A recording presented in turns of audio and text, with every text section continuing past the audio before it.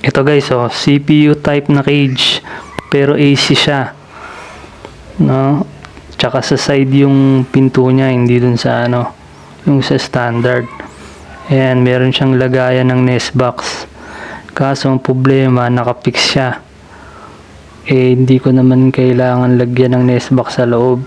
Kasi pag CPU cage yung gamit nyo, mas okay na nasa labas yung nest box.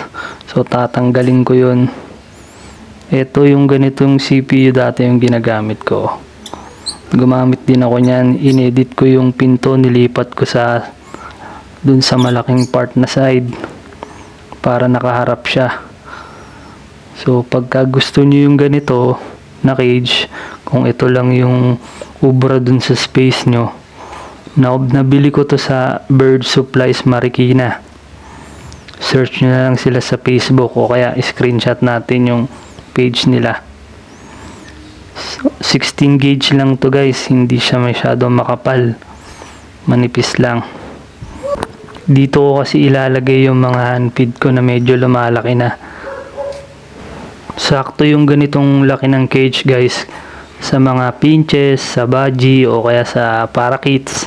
Yan, sakto-sakto to. Kung sa mga albs naman, pwede rin naman, kaya lang sa labas nyo ilagay yung nest box para may liparan or medyo maluwag naman yung galawan nila. Okay.